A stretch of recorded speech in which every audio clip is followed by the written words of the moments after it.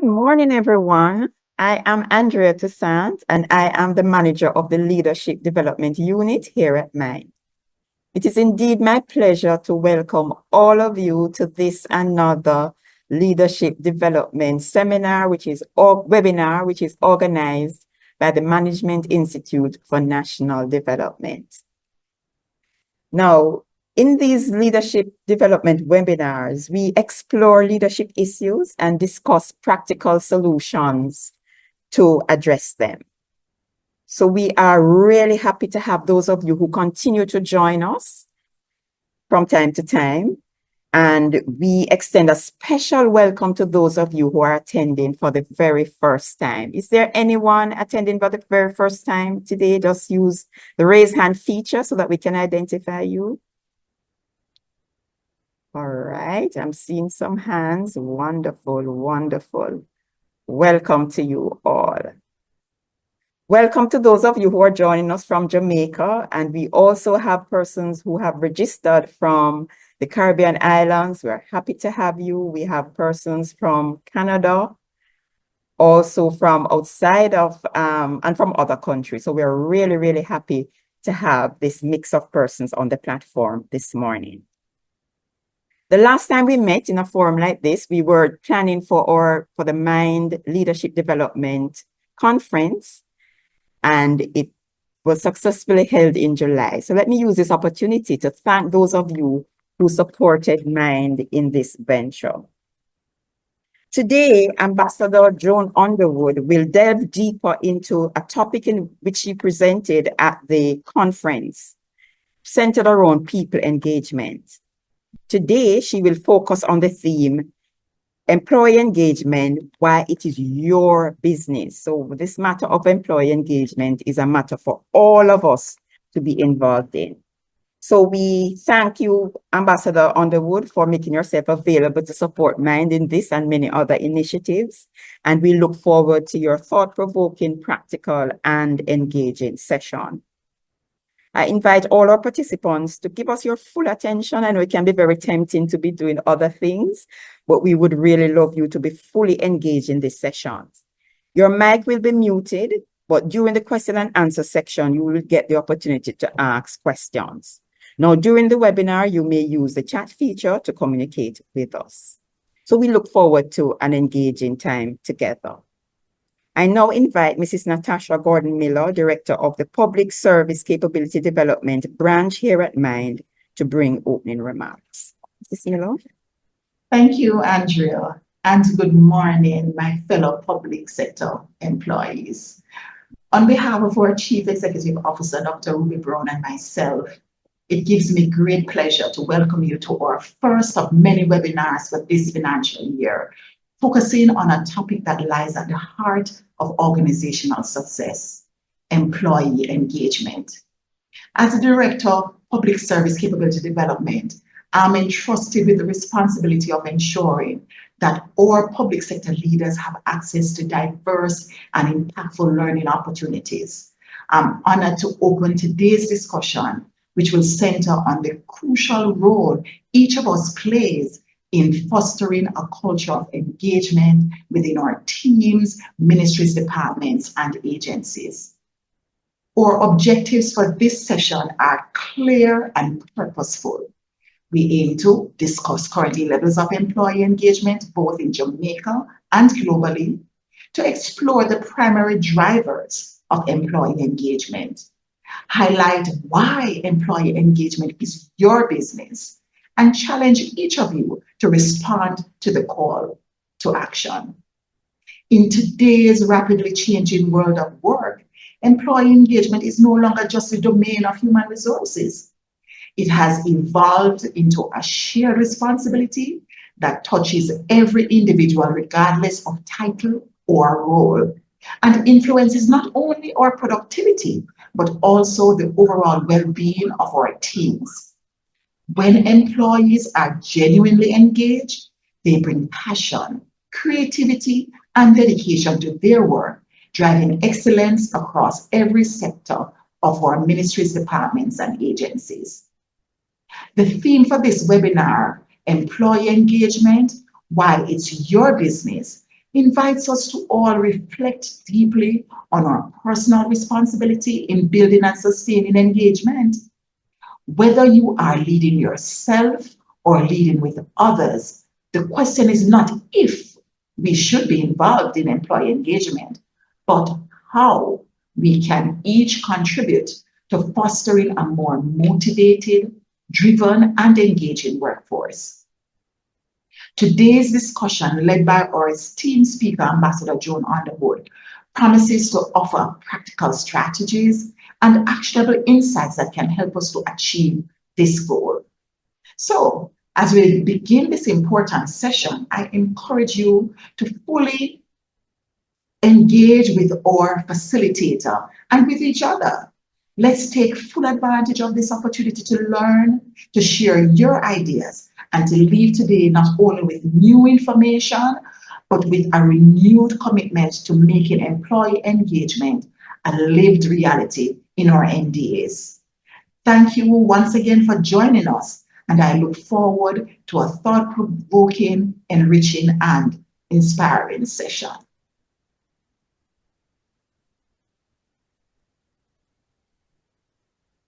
Thank you very much, Mrs. Miller, for those opening remarks. All right, so I'm pleased at this time to introduce our presenter. She's Ambassador Joan Underwood, a part of our associate faculty here at Maine. Ambassador Underwood is the author of The Manager's First Aid Kit, a practical guide to remedy the 3 most common managerial challenges. Manager's First Aid Kit has been described by Business View Caribbean as a true gem and quintessential guide for newcomers to succeed in a managerial capacity. The book has also been resonating with entrepreneurs and more experienced managers, one of whom had this to say: "I have become a more focused leader. It has enabled me to be a better decision maker personally and professionally." Ambassador Underwood's body of published work also includes a series of technical papers published by the Inter-American Development Bank on the state of the civil service in 6 Caribbean countries, including Jamaica. Joan describes herself as a purpose-driven talent development specialist who is guided by core values of accountability, execution, and professionalism as she carries out her organizational mission of serving small to medium-sized enterprises, governments, and regional institutions, helping them develop high-performance individuals, teams, and strategies. Her professional designations include Master Trainer, Professional Coach, Certified Change Practitioner, and Certified HROD Practitioner. And she is the past president of the HR Management Association of Barbados. Ambassador Underwood's contribution to the field of HR within the Caribbean led to her selection as the 2023 Regional HR Champion during the HR Management Association of Trinidad and Tobago's Legacy Awards, and she's the first individual to receive this award. In addition to her work in coaching, management, and policy in both the public and private sectors, Joan served for 7.5 years as Antigua and Barbuda's non-resident ambassador to several Latin American countries, including the Bolivian Republic of Venezuela. She also served as the Chief Implementation Officer in the Office of Prime Minister Dr. the Honorable Winston Baldwin Spencer. Joan's leadership journey is featured in Championing Women's Leaders as one of the 27 case studies of outstanding women leaders in the Commonwealth. Ladies and gentlemen, I present to you Ambassador Joan Underwood. Thank you so very much, Andrea, and all of my colleagues at Mind. Always a pleasure to collaborate with you. And welcome. Welcome to our webinar today, where we're going to be focusing on employee engagement, why it's your business. And the session has been designed to be interactive, informative, and action-oriented. So let's dive right in with the action. So I invite you to pull out your phones, go ahead and scan the QR code that you see on your screen and answer the question that will pop up. What's your primary reason for joining us today? What do you hope to accomplish, to learn as a result of participating in this webinar? So go ahead, scan the QR code, type in your response, and we'll do a bit of a check-in. And it will help me to ensure that I do, in fact, satisfy your needs today. Okay, self-improvement. That is very important for each of us to commit to continuous learning and development. Learning about current leadership challenges. Someone finds the topic intriguing. Right? I want to be a transformational leader. Good for you, right? To be on top of staff morale in my company and self-improvement. I think we'll be able to take both of those to gain greater insights on this topic, to hear from industry players. Okay, and you're going to hear from industry players, not just from within the region, but I'm going to be sharing with you research from Gallup, from Deloitte, from the Carnegie Institute. So we certainly will be able to tick that box for you. All right, let's see so many more answers coming in. Let's see what else we can find here. Self-improvement. Okay.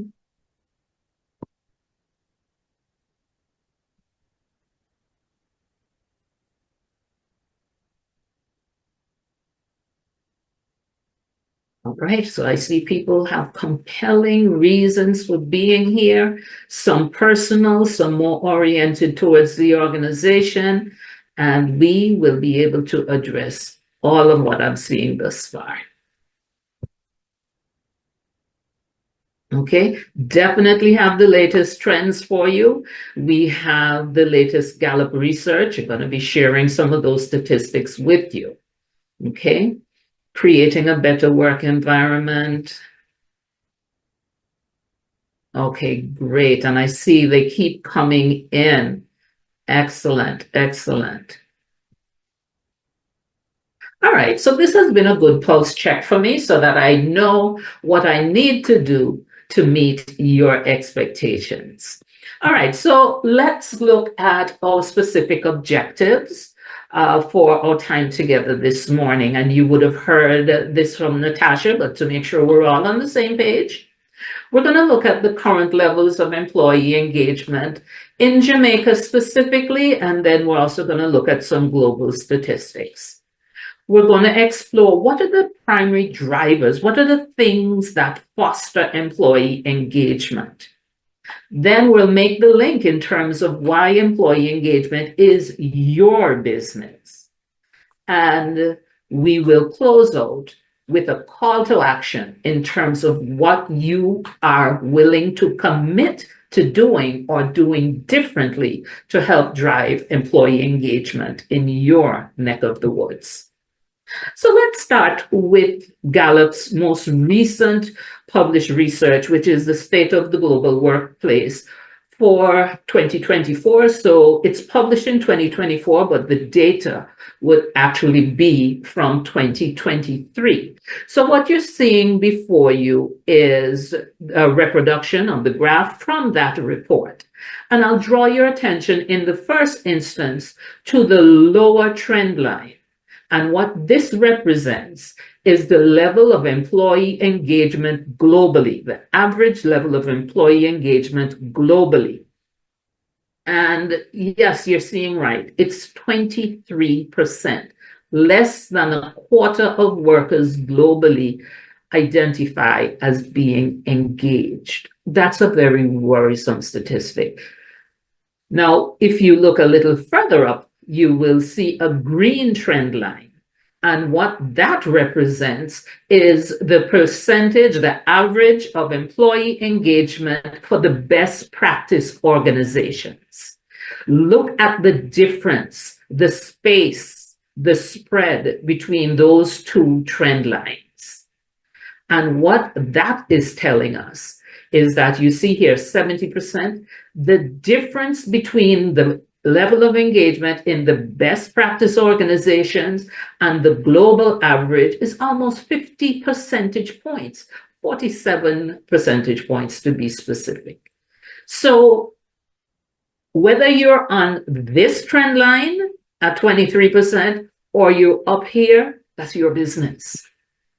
And there are specific things that you can do to ensure that you are more likely to be on this trend line than on the lower one. So let's dive a little bit deeper. What exactly is employee engagement? What are we talking about? So I have on the screen different definitions for you. But the bottom line is that employee engagement is the likelihood to exert discretionary effort, to go above and beyond. And I love this graph. I think it communicates so effectively what exactly we mean by discretionary effort.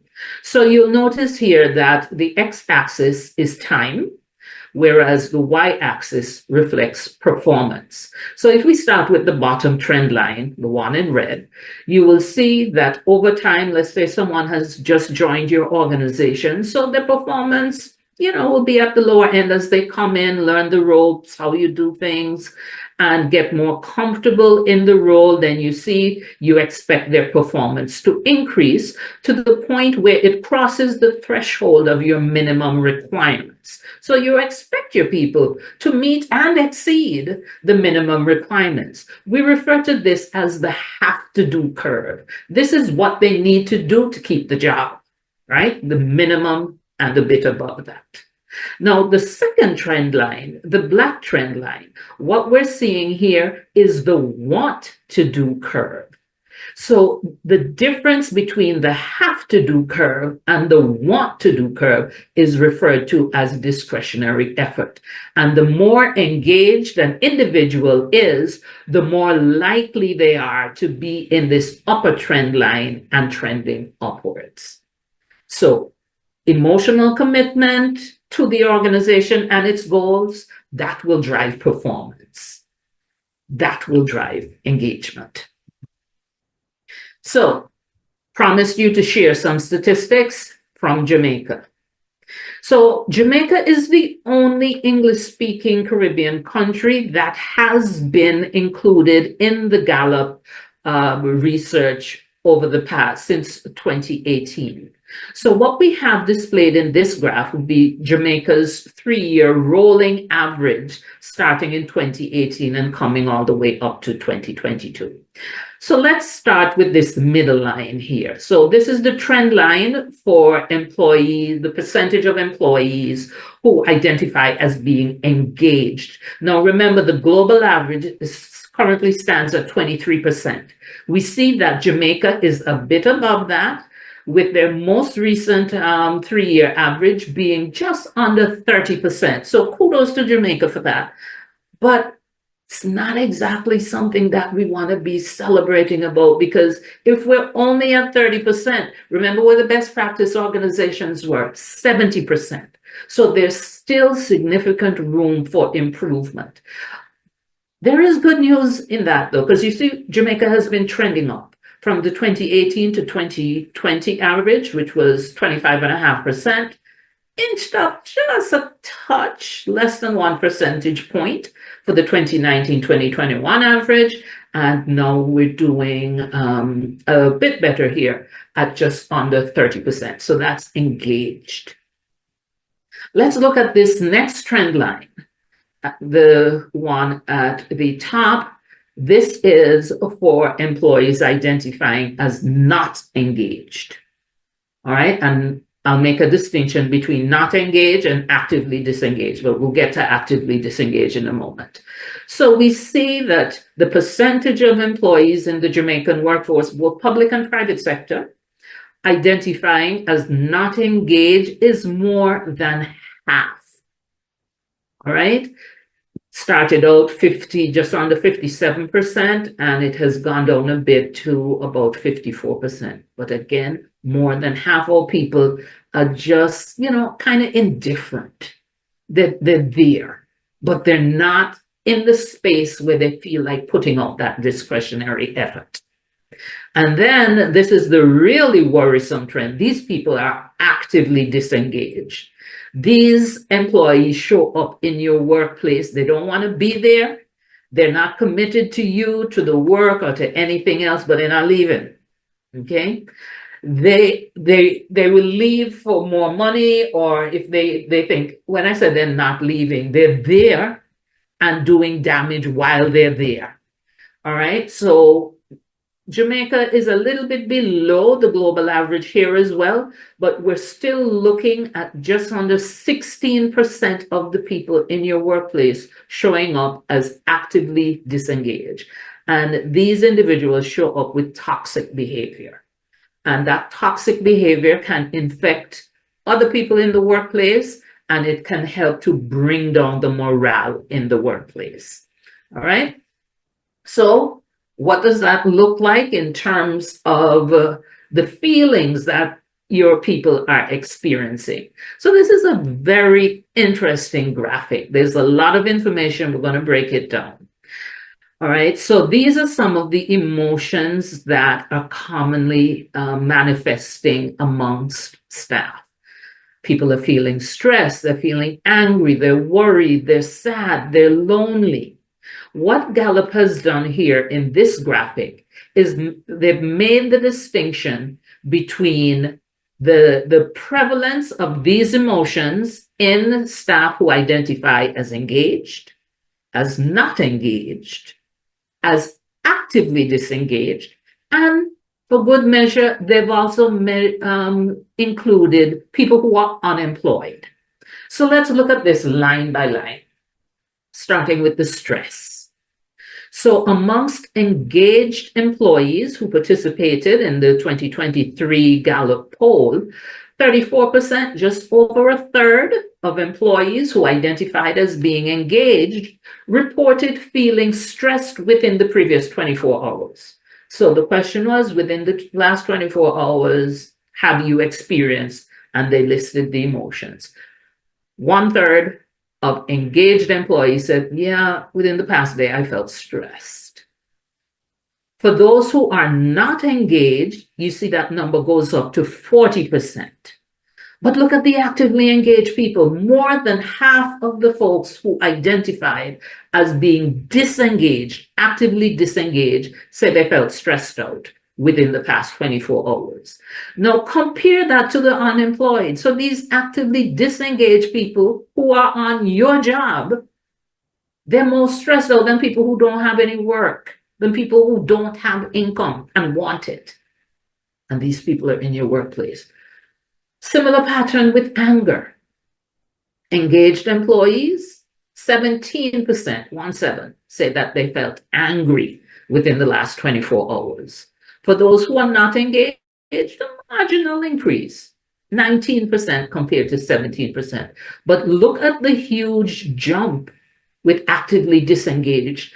They were almost twice as likely to be angry within the past 24 hours as engaged employees. And again, they're angrier than people who don't have a job. And I remind you, they're in your workplace. What about worry? All right, 30% of engaged employees said, yeah, I've been worried within the past 24 hours.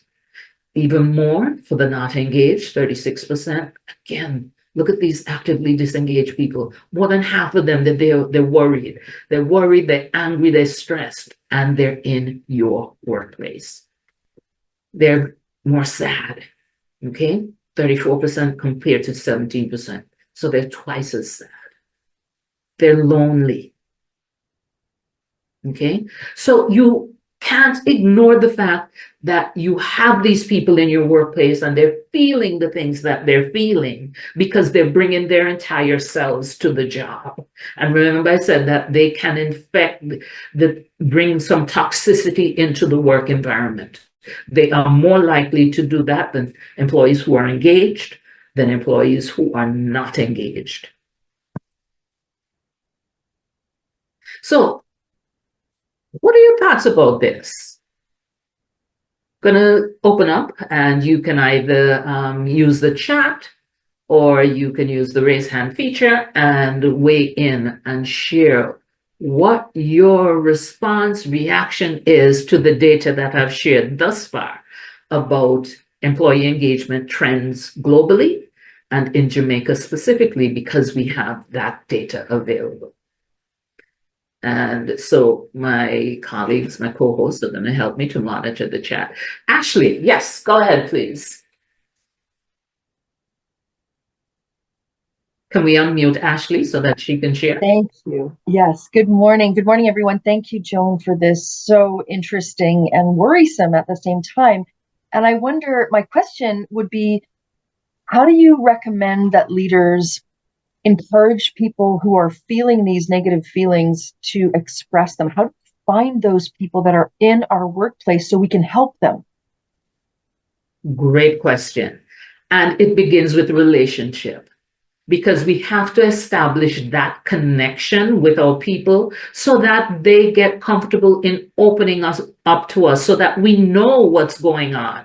Because the first step in solving the problem is being aware that there is a problem. And we're going to delve into, a little later in the presentation, we're going to talk about what specifically can be done. So thank you for that question, Ashley. And please, I encourage you to weigh in when we get to that section in terms of other ideas on what we can do as leaders. So Jackie Mo Cox.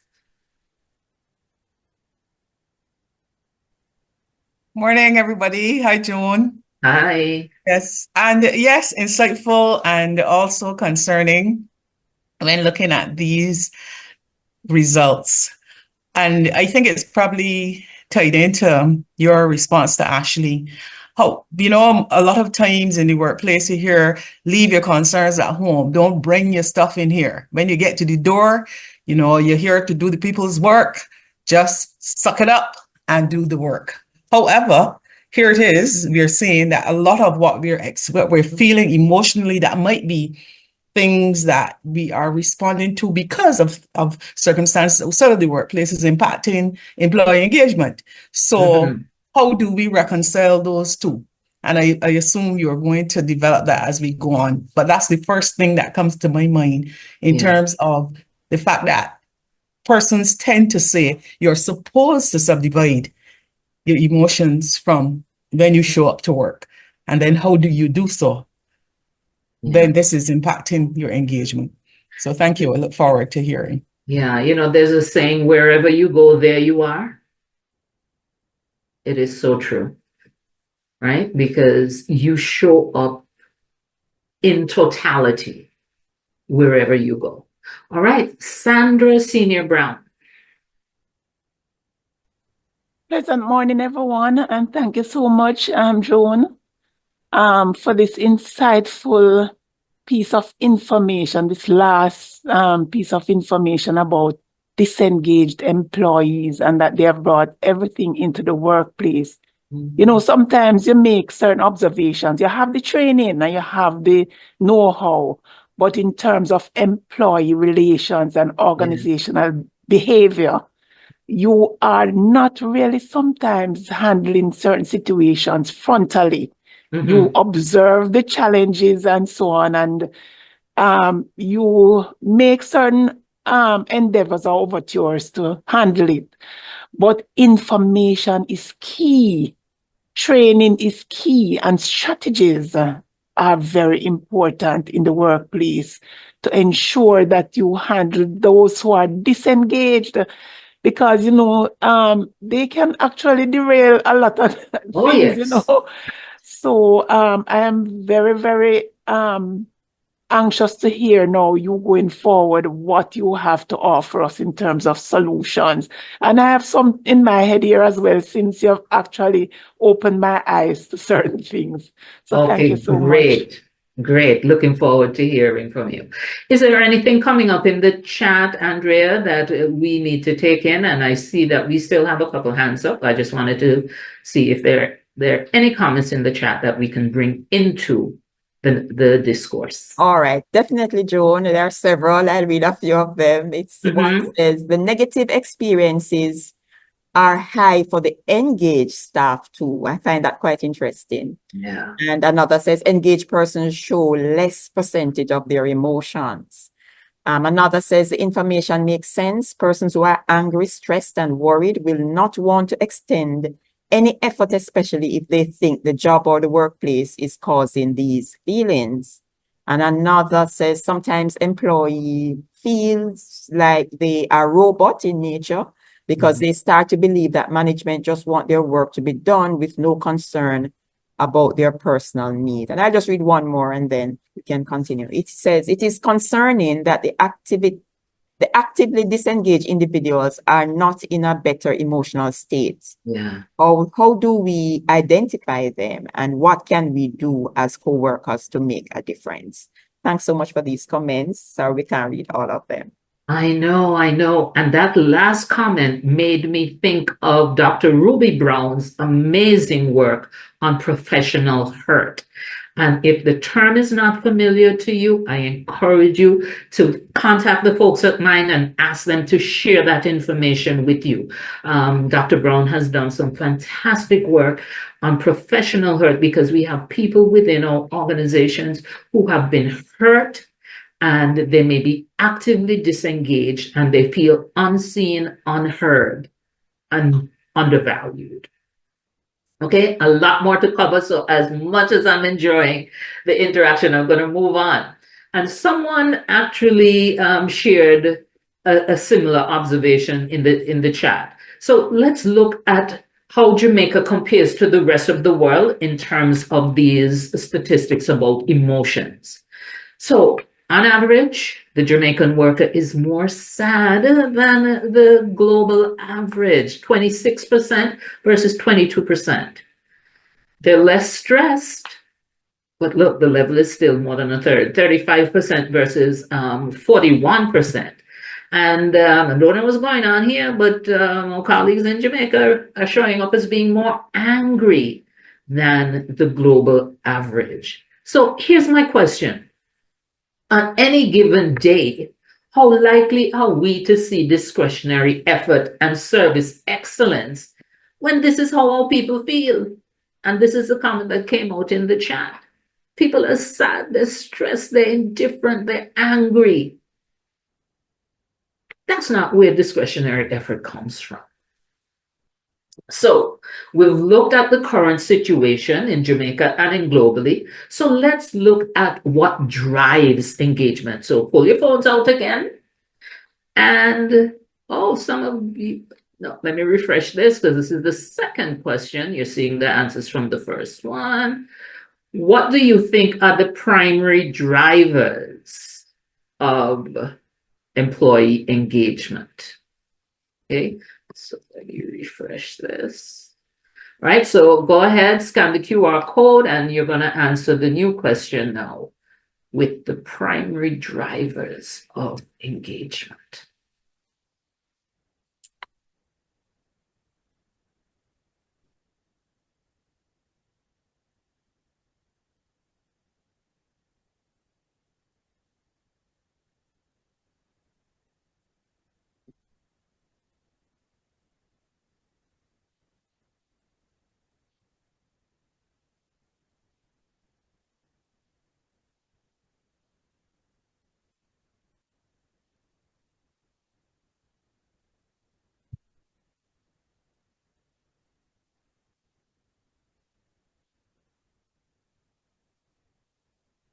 If you're unable to scan, you can also use the URL you see at the top of your screen. So that's menti.com, menti.com. And then you enter the code 24893699, and that will take you to the same poll. So drivers of engagement, staff recognition and staff needs. Okay. Sense of inclusiveness.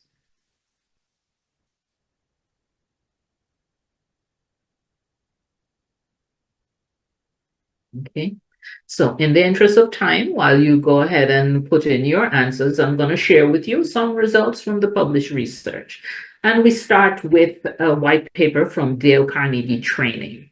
And they found that there were three primary drivers: the relationship with your immediate supervisor, the level of your belief in senior leadership, and the extent to which you have pride in working for the company. All right, so that's according to Dale Carnegie. Let's see what Deloitte found. For Deloitte, there were 5 primary drivers that they identified.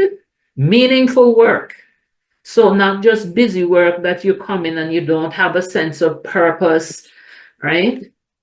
When the work is meaningful, employees tend to be more engaged. When management is hands-on, and please do not equate hands-on with micromanagement. But you know, you have some bosses that the only time you see them is when they come to make noise on you. All right, not those. All right, so hands-on management. Having a positive work environment, that drives engagement. Trust in leadership, and when there are opportunities for growth. So that's research from Deloitte. Okay, so why is this your business? So again, you know how people show up when they're disengaged, when they're not engaged. We heard about the emotions that they're experiencing.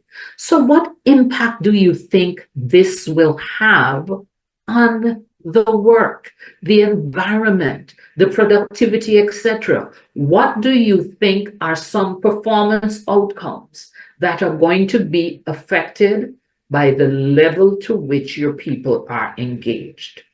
So go ahead and scan the code and start typing in your responses.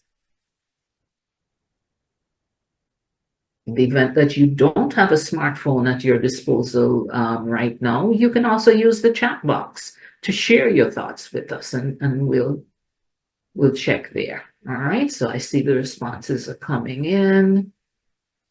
All right.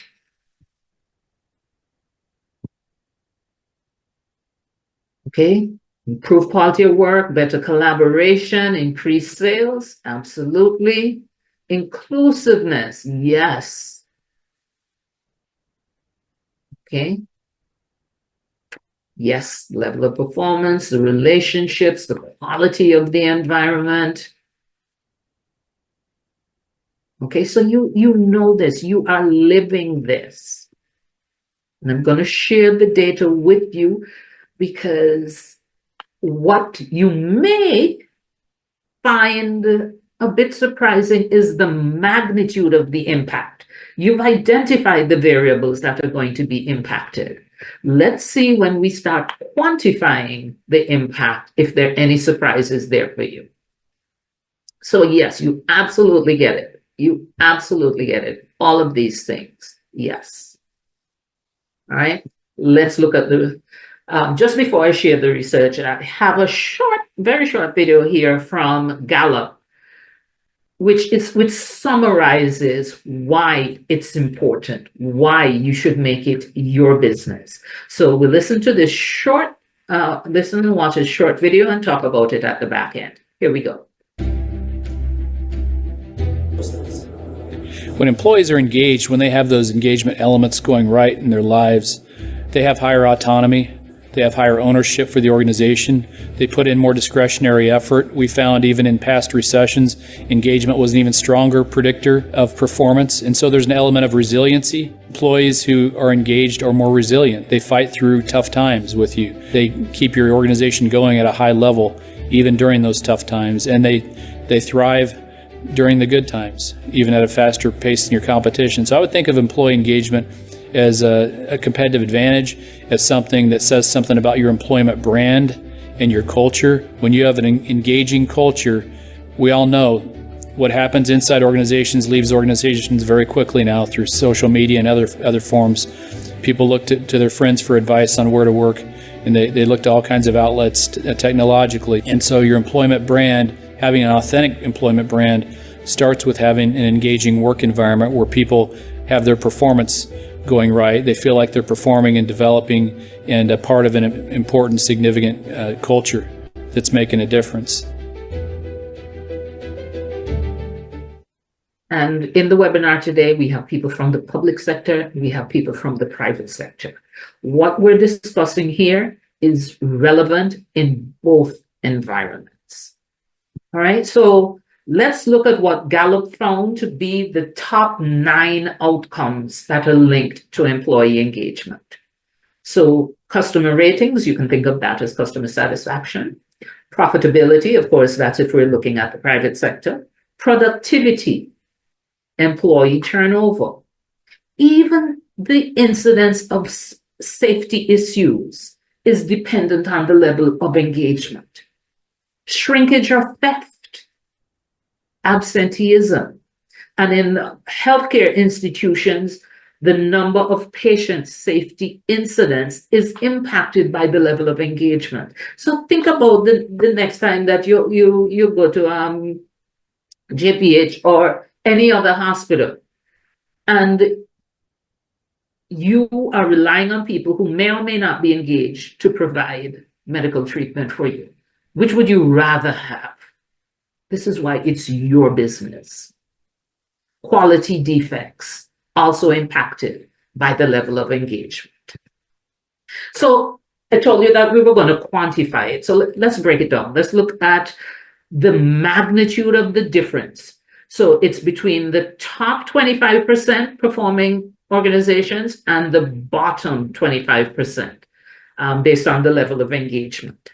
So they have fewer negative outcomes. So the top 25% of organizations globally, in terms of employee engagement, they have 70% less absenteeism when compared to the bottom 25%. You hear that? 78% less absenteeism with the organizations where the employees are most engaged compared to where they're least engaged. Turnover, 21% less turnover in sectors where turnover is high. So there's some types of job that you just know the turnover is high, right? Because of the nature of the work. It's more temporary. But even within that, the organizations with the best engagement, their turnover is high, is lower. And generally now, not for the high turnover ones, but in general, 51% less turnover associated with highly engaged employees. So fewer negative outcomes and more positive outcomes. So when we're looking at customer engagement, the top 25% of organizations had 10% more customer engagement, 17% more productivity when you count it as sales, and 13% more productivity when we're looking at non-sales parameters. Now, which organization can afford to forego a 10% gain in customer engagement, a 17% gain in sales, a 13% gain in productivity? That's why it's your business. Greater organizational level success. So again, 23% more profitability. Who wants to leave that value unclaimed on the table? We spoke about employee well-being before when we looked at the emotions that we see showing up in the workplace. Look at this, 68% improvement in employee well-being for the top 25% compared to the bottom 25%. And 22% more organizational citizenship. So I'm going to leave this graphic there for you to really let the data soak in.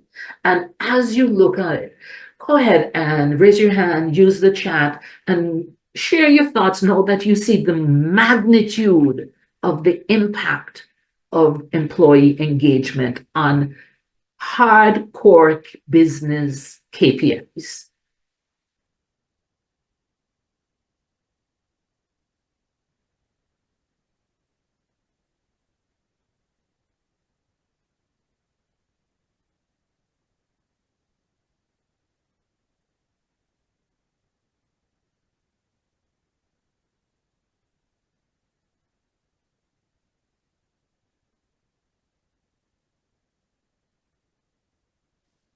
Yes, Sandra. So Sandra Senior Brown would like to share her thoughts. Okay, so I am thinking that this is indicating we need to deal with the problem frontally. We need to be fully aware of the situation and determined to put in place plans and to assess the situation and then to put things in place to try and remedy all that is involved. Because if not, and it goes unresolved, then all our corporate plans or strategic plans and so on will not be able to meet them because the employee is not on board, and then they go and impact others as well. And then you have persons, before you know it, persons are barely delivering what they feel that they can, and it goes on. So, as you're pointing out these data, we need to be strategic to deal with the problem. And right, hi Carmelita, that's one of my former employees. She's giving me a shout out.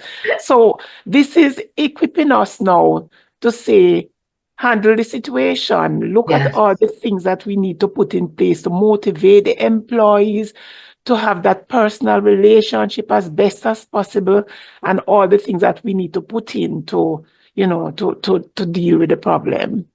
Absolutely. Thank you so much for that. All right. So Sandra has joined me with the call to action. Kareem Bent.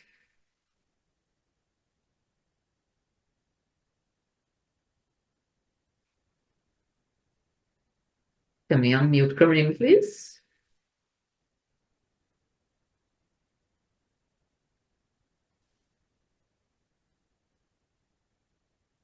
All right, Kareem. All right, I don't know what's happening with your... Hi, good morning. Just been unmuted. Okay. Just want to chime in with Sandra also, because just looking at it from an organizational level, where our focus or the focus is mainly on work KPIs and output as it relates to work. And when it comes on to the employees, you are supposed to show the result irrespective of your emotions. And sometimes expressed emotions, they are intentional or they're unintentional. Sometimes they don't even know that you are demonstrating such negative emotions because it has been, or the culture or the settings of the organization kind of evoke that emotion that sometimes you just express it involuntarily. And those kind of emotions, sometimes the response maybe from management or from other employees is, if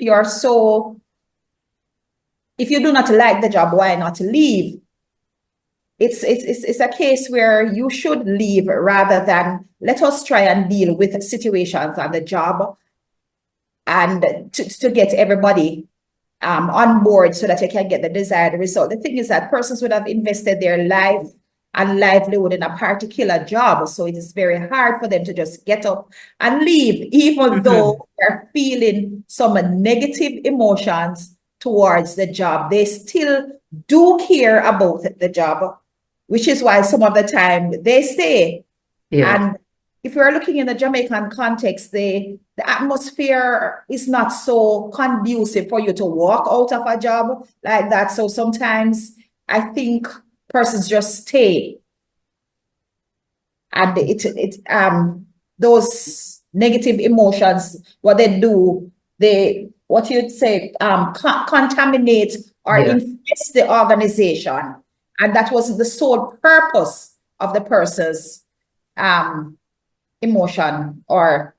So I just think that everybody, this is very, very important, and it is an eye-opener, and top management and everybody need to see these things and see how it is that everybody should work collaboratively to ensure that the image and everything of the organization is portrayed in a positive way. Those are just my few words. Thank you so much. And I encourage you to use this data in conversations with others because there's a tendency to think, man, that's something for HR to worry about. This shows you it's everybody's business, as Natasha said it at the beginning. So I see my friend and colleague, Eldon Blackman, and have something from Eldon to share with you later on in the webinar. Eldon. Hi, good afternoon, or is it morning? Still morning. Morning. Morning Yeah, in Jamaica, afternoon for us. all right.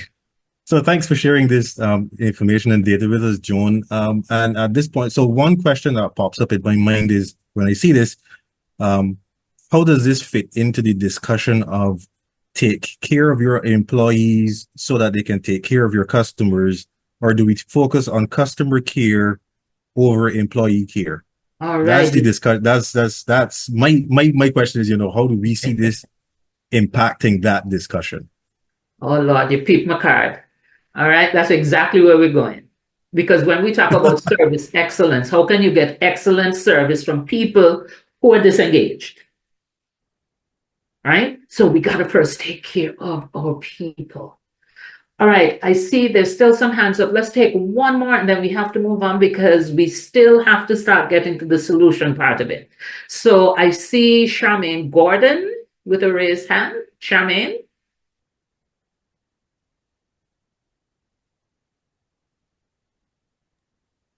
Good morning. Thank you for acknowledging this. Thank you. Right. I like the discussion that is going on, and I'm sure a lot of us are having different ideas now, especially those who are in HR.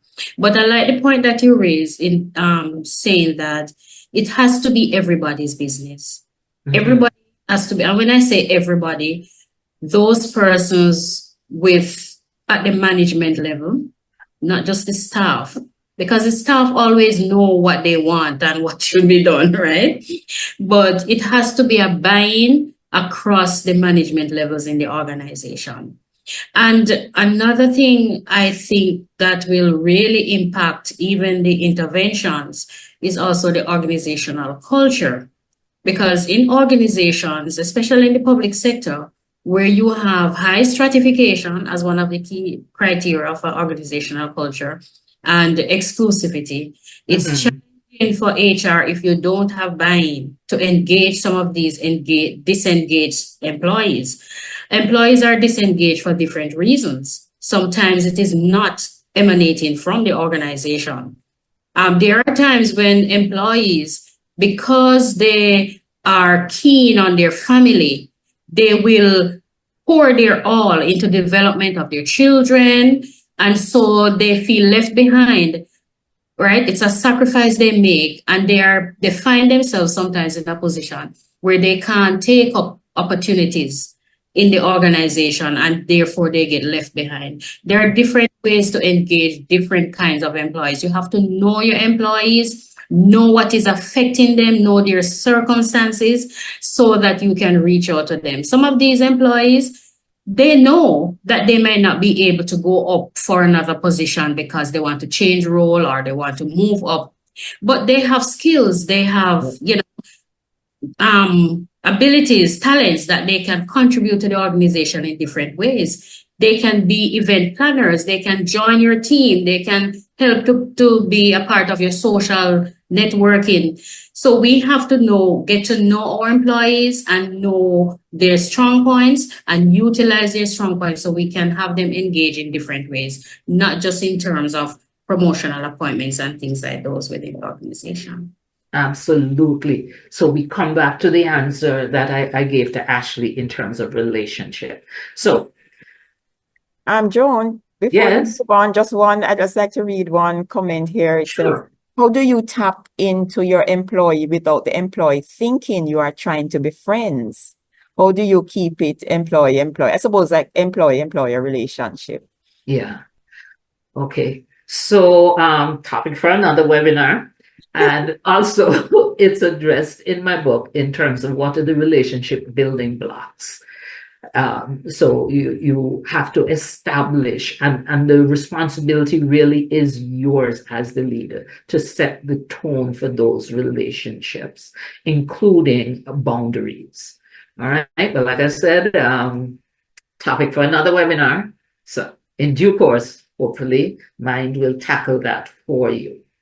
All right, so while this refers specifically to a GOJ policy, I encourage everyone, because I know we have people from throughout the region and internationally on the webinar. I think there's benefit in this discussion for everyone, not just folks who operate within the Jamaican Public Service.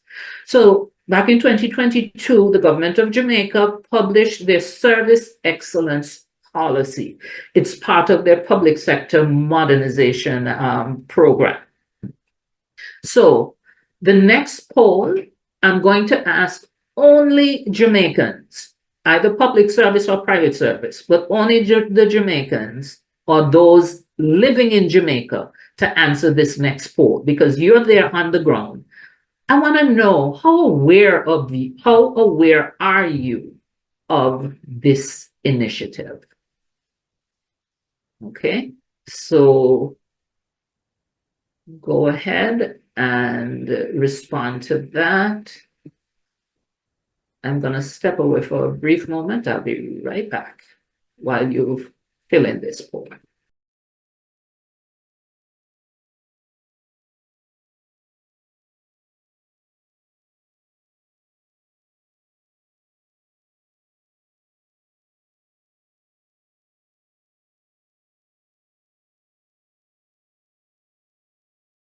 All right, just checking. Are persons able to access the poll? If not, you could probably just indicate yes or no, whether you are aware of the policy. If you're unable to access the poll, just say whether you're aware or not aware in chat.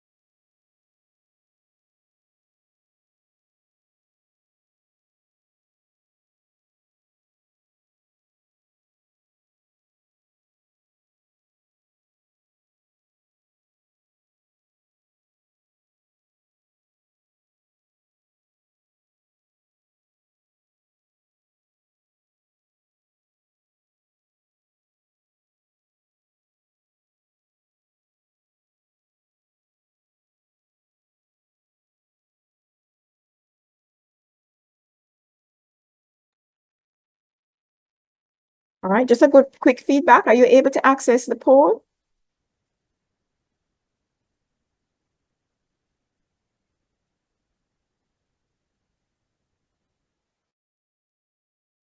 Just to repeat, if you're not able to, just indicate I'm aware or I'm not aware in chat if you're not able to access the poll.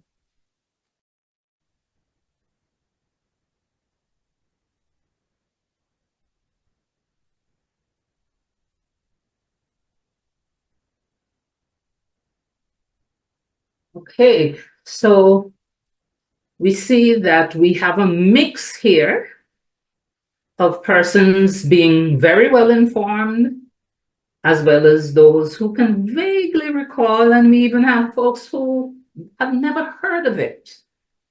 So I'd like to share with you some of the specifics of this policy initiative.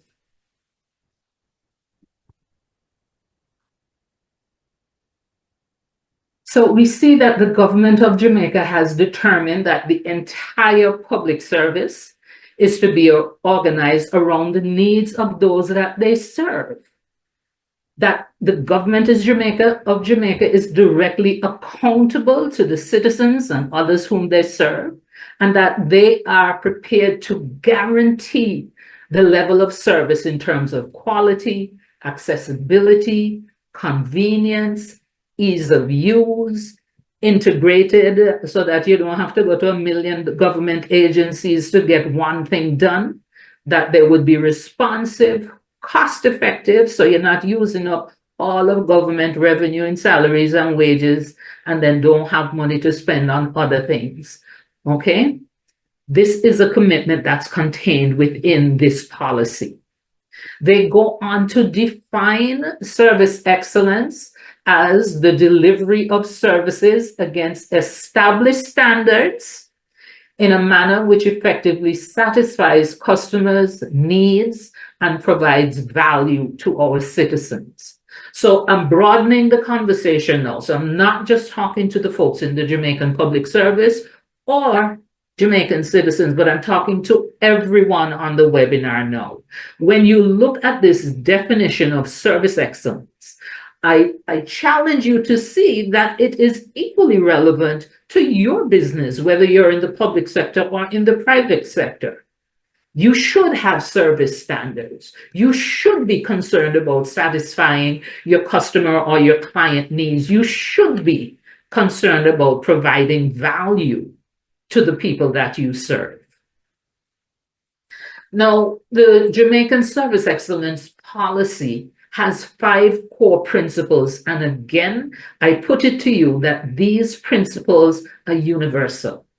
So citizen-centered, or if you're in the private sector and you are not serving all citizenry, but you have specific customers, then customer-centered, customer-focused, that there should be integrity and transparency, that you should have respect for the rights of the persons that you serve, and that your leadership needs to be both accountable and committed. So again, these principles are equally applicable in public and private sector, in Jamaica and throughout the Caribbean and internationally. I want to flag for special mention the accountability piece. Okay, because that's a real game changer. And one of the criticisms of the public service, not just in Jamaica, but globally, has been a lack of accountability. All right, so how do we move the needle on that? And I love this definition of accountability as the glue that ties commitment to results. Because anybody can say that they're going to do anything, right? But it's the accountability that then can take you from a statement of commitment to results. Now, what does that look like in practical terms? And so I love this table, and those of you who have had other engagements with me, you may have seen this already, so I apologize for the repetition, but I feel so strongly about this and helping people to understand, because we tend to conflate blame and accountability. And once we can throw somebody under the bus, then we figure mission accomplished. That's not what accountability is. That's blame. All right. So let's look at compare and contrast blame and accountability. So with a culture of blame, you believe that people are the problem. Whereas in a culture of accountability, you see your people as potential problem solvers. And think for a moment about how that difference in belief system, that difference in mindset, how it causes you to show up differently as you interact with your people. So it goes back to the quality of the relationships that you build with your people, if you're viewing them as problems, or if you're compared to if you're viewing them as potential problem solvers. In a culture of blame, you believe that problems are headaches. In a culture of accountability, we see problems as an opportunity for learning. Culture of blame, we think if we admit our mistakes, it's going to be career limiting. Oh boy, they're going to mark me, and this is going to be the end of my opportunity for upward mobility. In a culture of accountability, you send a clear message to your people that we are all learning here, so mistakes will be made.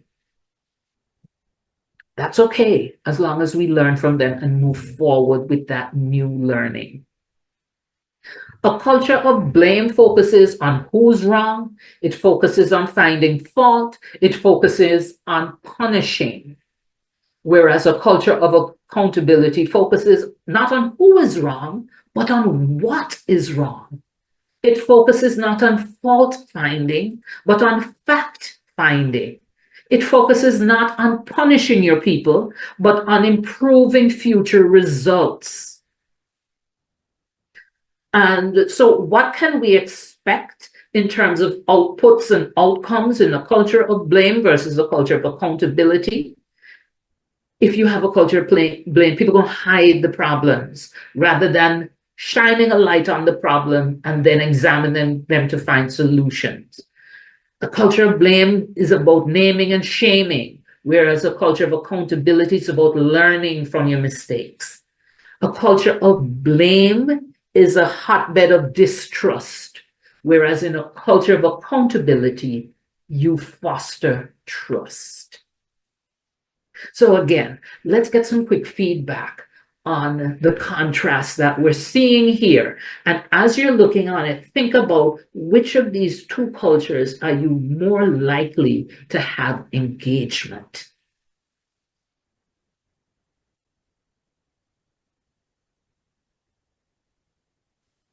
Yes, Cavell.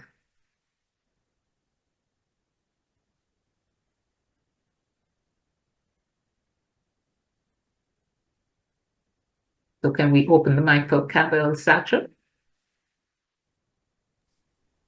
Hi, Joan. Hi. It would definitely be the culture of accountability because you're espousing the owning it as well as empowering them, and that inclusive culture where as the new paradigm says, you're failing forward. So you're learning from the failures, and you're saying to them, listen, this is your stake in the game. So yes, fail, but learn from the failure because it is only letting us be better. And I think this is a powerful box.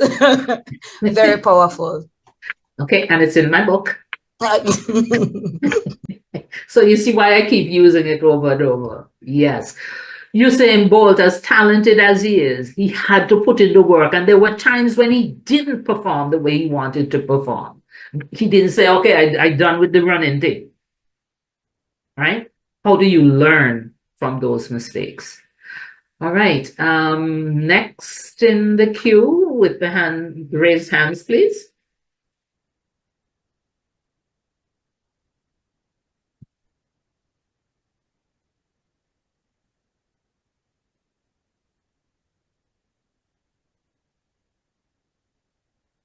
Andrea, we have up next we have any more hands up or anything in the chat?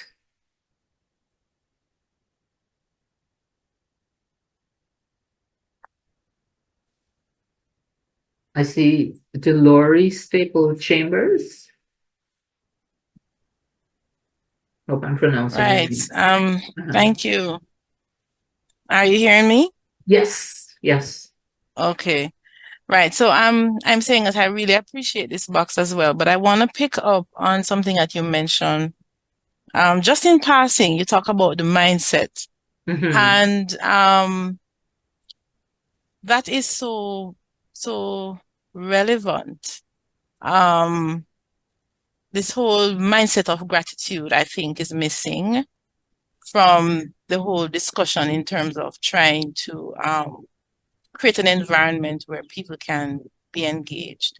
I find that when you let your people know how much they mean to you as a leader and how grateful you are for what they bring to the table, that also stimulates this whole wanting to be engaged. They will stay back for you. They will they will go beyond. They will volunteer to do more than is required, to get the work done, and they will feel a part of the whole value and the vision, the value proposition of the organization and the vision in terms of achieving that. So that's something, I don't know if you'll get to that in your discussion, but this whole mindset of gratitude, I believe, is another Okay. Ties right back in with the quality of relationships that you have with your people. Right. Okay. So thank you for that. So I'm gonna go ahead. I'm watching the time and realizing that I may need to speed things up a little bit. Okay. All right. So coming back to the service excellence policy, they have two pillars. One is people engagement and the other is performance excellence. So I'm just putting things in context in terms of showing you how this is your business.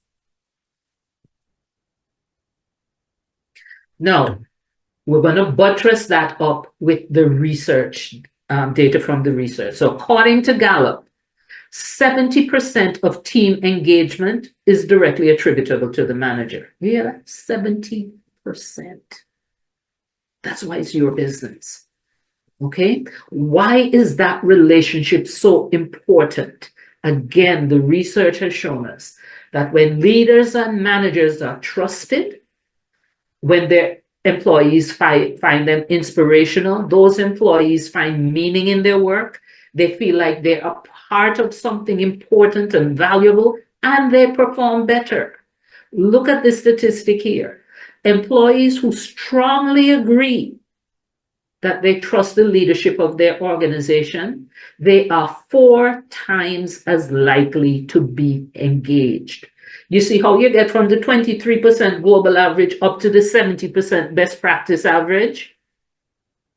By being a trustworthy leader, by being a leader who inspires your people.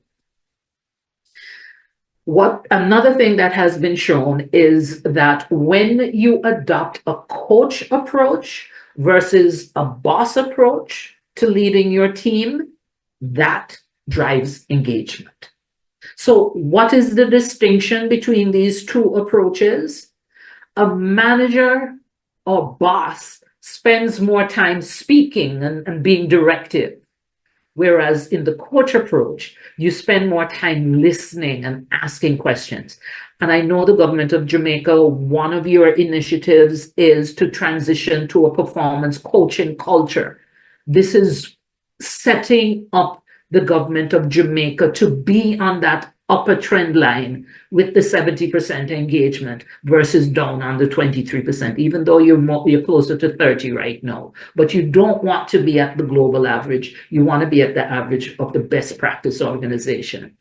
The bosses make quick assumptions. The coaches take time to investigate and observe.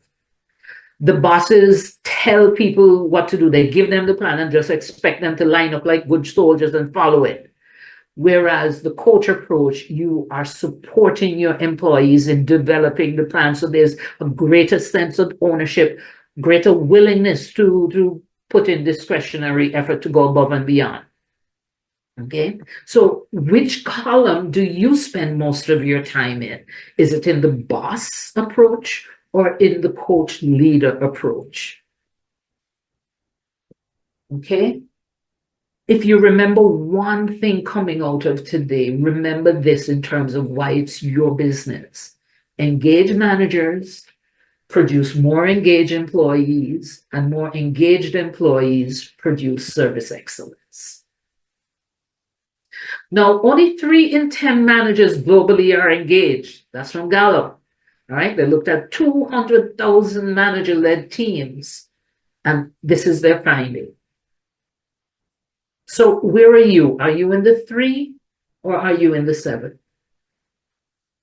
Where do you want to be? In the 3 to bring that number up? Or are you going to be content to stay where you are? This is your business. So how do we create? So we're moving from the data, from analysis and critical thinking. We're moving now into action. How do we create and maintain a culture of service or performance excellence? And that's whether you're in the public service or you're in the private sector. All right, so I'm going to share with you, and I'm going to go through it really quickly, so I apologize in advance, so I'm conscious of the time. All right, so I've developed a model which I call my high performance superstructure. But before you can build a superstructure, you have to start with a foundation. So what is the foundation for high performance? It's a strong mission, a cohesive vision, clear and achievable goals, and core values that foster a shared sense of purpose. Once you have that foundation, it's only then that you can begin to build the superstructure. And what is that superstructure? It starts with psychological safety. Okay? Because you can't have optimal levels of engagement if your people don't feel safe. And you're not going to get employee satisfaction without first having the psychological safety, without having that engagement, and then you get to the satisfaction. So let's drill down a bit more on the components. So for your foundation, you need to be very clear on what your purpose is. And you need unity of purpose so that everybody gets it. They understand the why. And once you are clear on that purpose, you then cascade it down into your strategic plans with your, action plans. And every ministry is supposed to have a strategic plan, which aligns with Vision 2030. So it cascades down from your medium-term framework, etc. All right? That's the foundation. Once you have that in place, then you need to focus on starting to put up your superstructure. So the ground floor of your superstructure now is the psychological safety. And according to the work of Timothy Clark, there are 4 levels in that psychological safety. The first level is inclusion safety. Your people need to feel that they are truly valued members of the team. And I don't just give them a name tag and a uniform, but your actions need to really embrace them so that they know, listen, it's not an A team and a B team and I'm not in the right group, right? But that we're all in this together. We are all valued, appreciated. Comes back to the gratitude that was mentioned earlier. They need that as the very first, the most fundamental level of psychological safety. They then need to know that it's safe to learn on the job, to learn by doing. Yes, when you bring them into the organization, you expect them to have a certain baseline level of qualifications, experience, etc. But you also need to create space and safety for them to learn while doing. And part of how we do this as leaders is by ourselves being vulnerable and sharing that we too are on a learning curve. So you don't expect anyone to have all the answers. You don't expect people to be perfect, but you expect them to show up as being committed and willing to learn. Go back to that table that we looked at with blame versus accountability. So that's the second level of safety, learner safety. The next level up now is contributor safety. And coming back to gratitude again, your contribution is valued and appreciated, every single one of you. You are part of the team and we value your presence and your contribution to the team. All right? Not all horses gonna run alike, so you don't expect everybody to be exactly the same. You need them to meet the performance standards, right?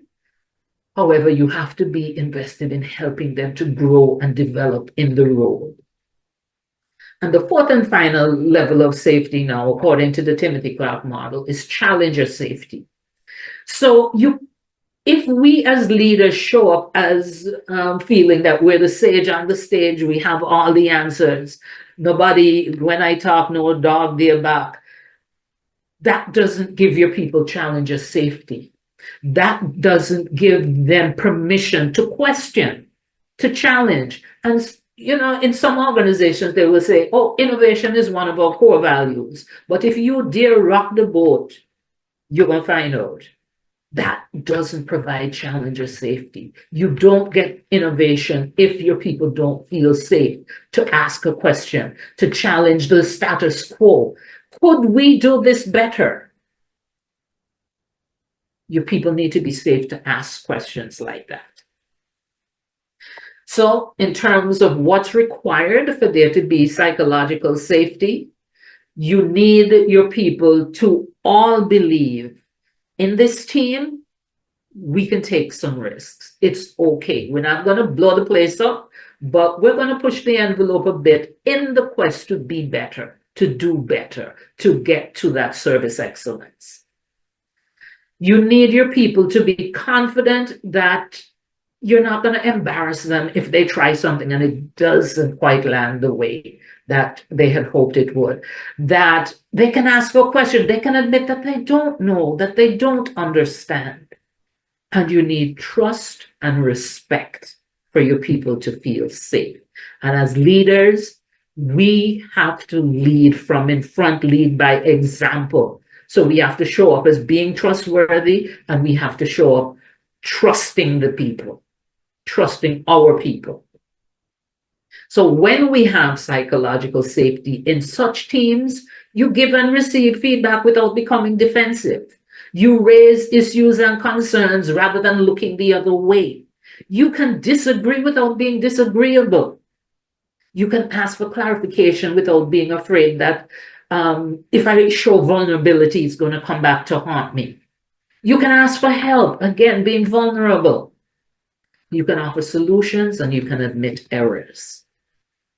Now, I've had with some of my corporate clients push back when we start talking about psychological safety because they misinterpret it as being a trade-off between performance and safety. It's not either or, it's and.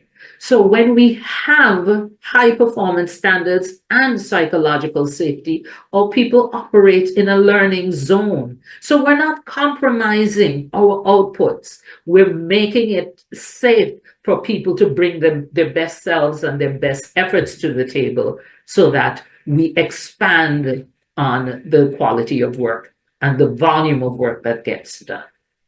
And so we reap the benefits in terms of efficiency gains, productivity gains, morale. Because if you don't have to walk around thinking you have a target on your back all the time, then that frees you up to learn, to innovate, to adapt. All right, so that's the first floor, is the psychological safety. The second floor is engagement. By now, this diagram is familiar to you. So here's the business case that you can use with the people higher up the organizational chart. If you're an HR practitioner, with the non-HR people, to persuade them that this is their business. Here's it, and I put it out in a line-by-line logical progression. Employee engagement predicts a number of key business performance outcomes, and you can tell them what they are. Next line, managers are largely responsible for the conditions that drive engagement. Conclusion, therefore, by understanding the drivers of employee engagement and ensuring that managers have the right talent and commitment to deliver on those drivers, organizations can build employee engagement, thereby improving business performance outcomes. And I encourage you to screenshot this because this is the theory of change. This is how you get to service excellence and sustain it.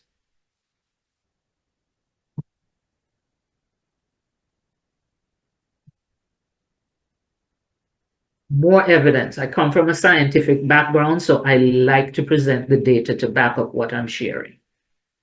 So immediate supervisors and line managers are the chief emotional drivers in the workplace. So remember when we started way back in the beginning, we spoke about all those negative emotions that are showing up in the workplace. We are the chief emotional drivers. Reactions to us explain, look at this number, 84% of how employees feel about the organization. Wow.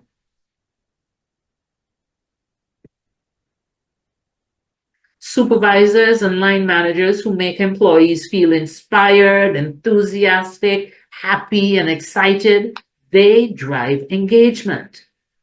While those who make their employees feel insulted, upset, irritated, overlooked, they have the exact opposite effect. Superstructure. Final thing is to put the roof on our superstructure, and that's employee satisfaction. Okay? Our employees are satisfied when they feel fulfilled, when they feel comfortable in their current positions. But remember, before that, you got to have the psychological safety, you have to have the engagement. No, it's hurricane season. All right? We know prevention better than cure.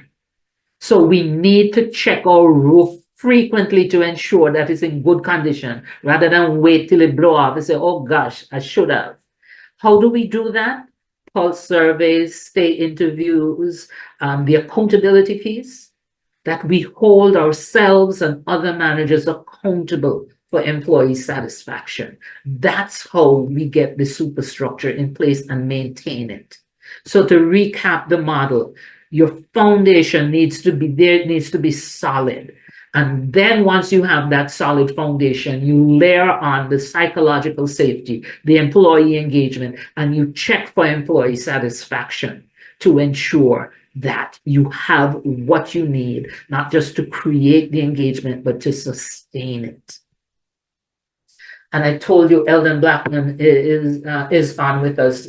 Eldon is a whiz at coming up with acronyms. And I told him I need an acronym for your. And so thanks for Eldon. I'm telling you to mind your business. And what do I mean by that? What you do in your quest to create and sustain employee engagement is a yardstick for your credibility as a leader. It's an omen for your authenticity, because if you're faking it, your people will see, and it will damage your credibility. Through bringing to light everything that you've heard and we've discussed here today, you unveil your influence, not just on your immediate direct reports, but you will cast a shadow, because people will start to notice that there's something different, something special happening in your team, something that they want to emulate. And in doing so, you will be showing the results of your leadership, and you will be claiming all those gains that we looked at when we looked at the top 25% versus the bottom 25%. So mind your business. This is your business. So I've given you a lot to think about, I hope. But I want you to go beyond just thinking about it, because it's action that will change things. And so we're at the call to action. And you've already started weighing in here. So if you haven't yet, go ahead. This is the final question, I think. And let's start looking at what the commitment. And remember, accountability. So I'm asking you for a commitment. And then with your commitment, I need you to find an accountability partner and come up with an accountability framework to ensure that you deliver on this action. So our first commitment, to do more to ensure employees are engaged. Specifically, what are you going to do? Get with your accountability partner and be more specific, get more granular on this. You're going to foster relationship, focus on empathy. All right. I mentioned in my book, one of the chapters is devoted to relationship building blocks, and empathy is one such building blocks. Okay. Developing greater engagement activity. So think about it, reflect on it, and come up with some specific activities that you can then commit to implementing. I will focus on creating more opportunities for open dialogue and feedback within the team to foster a stronger sense of engagement and ownership. This will involve, okay, so I love the level of detail, because it tells me you're really thinking about how you're going to make this happen. All right. Find creative ways to communicate with staff, such as line activities, staff newsletter, etc. I'm going to come work early and tell my supervisor to be more engaging. Stop being stuck up. Lead from where you are. So yes, you can lead up and you can lead down. Excellent. All right. I'm going to manage communication. Be more engaged myself. Good for you. Actively be aware of the level of employee engagement. Yes, and you could have your organization participate in the Gallup employee engagement poll, or there are other tools that you can use, but you need to measure it. All right, and hold managers accountable for it. Going to endeavor to allow employees to feel engaged. Okay, put some meat on those bones. Get specific. Change the mindset in how I do things and the relationship with employees. Absolutely. All right. Be more deliberate with engagement activities that correlates with business objective. Yes. So this is not some touchy-feely thing that those HR people with their soft self dealing with. These things have hardcore business impact. Be a coach instead of a boss to engage the team. All right then. Pass on the knowledge and not keep it to myself. Good. Balance employee engagement and relationship building with employees while achieving team and organizational goals. Yes. So remember that 2x2 matrix that I showed you there with performance versus psychological safety. It's not either or, it's and. Going to write my supervisor an email regarding the outcomes of this presentation and the implications for staff. All right then. I'm going to find the influencers in my organization so that we all can spread the wealth. Oh, I love that. It only takes one committed, motivated person to start a movement. Others will follow you. Okay, so go ahead, build your crew and move forward. All right, so if you haven't yet weighed in, I do encourage you to go ahead and do so. Again, if you didn't get the QR code at the top of the screen, you can access it using the URL, menti.com, and you have the code there that will enable you to get into the poll. All right, so recap. We looked at the current levels of engagement, both in Jamaica and globally. We explored the primary drivers of employee engagement. We explained why it's your business. And we challenge you to respond to the call to action, to decide what you are going to do based on what you've learned, what you've heard, what you've shared here today. So, Andrea, do we have time for additional engagement? I'm going to be just asking the group for 10 more minutes of your time. I think there may be some burning questions and we would want to accommodate those. Okay. So at this time, maybe we can take 2 or 3 questions. Just ask persons to raise your hand and we will, accommodate a few questions. Okay. We close.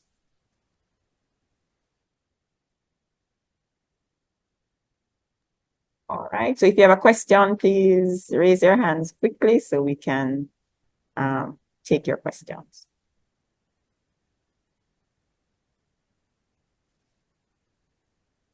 All right, go ahead. Hi, my name is Prudence Barnes. I just wanted you to speak a little bit more on that slide after the roof. I kind of missed the essence of it. I'm not sure if you can go back a little bit. This one? No, the one. Yes, this one. Okay. So what we're saying here is that if you want to secure and maintain engagement and all the good stuff that flows from engagement, you have to be actively engaged in an ongoing way. You need to be conducting pulse surveys to see where your people are, what they're thinking, what they're feeling. You need to be having your one-on-ones, stay interviews. We usually have exit interviews when all people tell us they're leaving. Why we only want to talk to people when they're leaving? Why do we don't want to talk to them while they're still there? Okay? Yeah. And hold your managers accountable. Right? Remember, 70% of engagement is contingent on the manager. Right? So is employee engagement part of your performance management system? If not, it should be. So that's what this slide is meant to convey. So these are prevention strategies. Yes. Okay, thank you. Prevention and maintenance. Okay, thank you. You're welcome.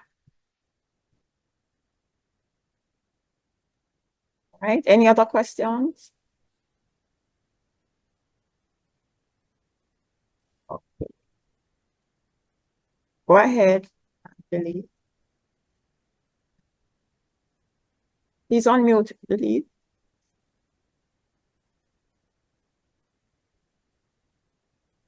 All right, Lily, please unmute your mic. You were given permission to do so.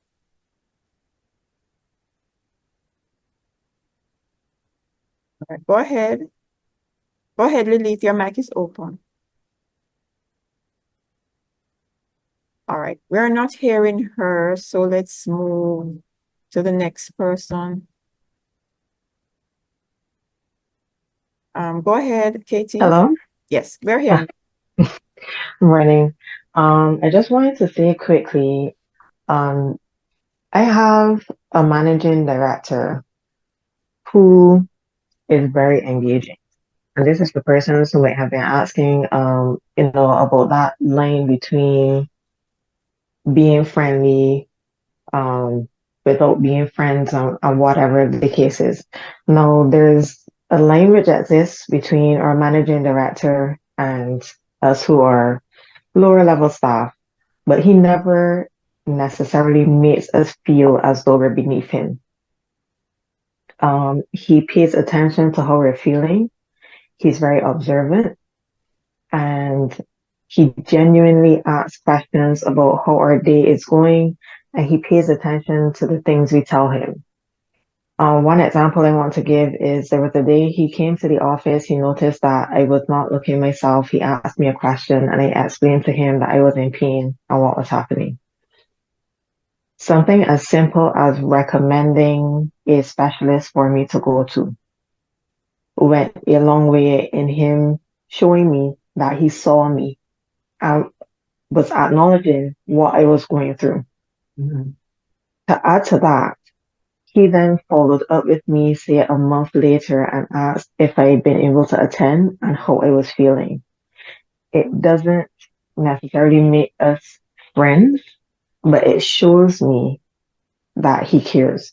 So that level of emotional intelligence, that level of interest, and he might not even genuinely be 100% interested, but psychology of his attention and the way he went about it gives even that slightest perception that he cares what his staff is dealing with.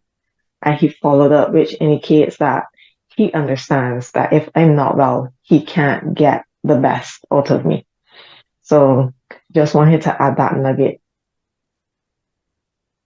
Thank you so much, Katie, for sharing that.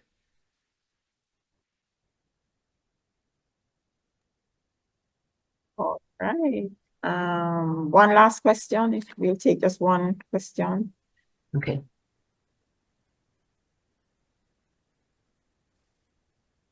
All right.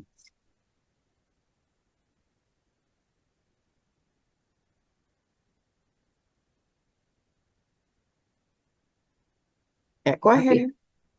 Yes. Staple Chambers, can you go ahead, please?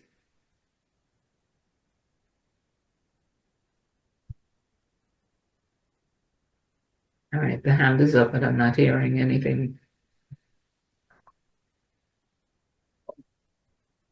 All right, so we are at the end of what I would describe as an excellent webinar, excellent presentation, and really excellent participation from those of you who are here, those we had time to accommodate. So let me, on behalf of MIND, thank you, Ambassador Underwood, for making this presentation come alive. All of us would have, should be convinced that the matter of employee engagement is our business. I think you made that very clear. And you provided key takeaways which can help us to enhance the engagement of our own team. So thank you so much for this presentation, Joan.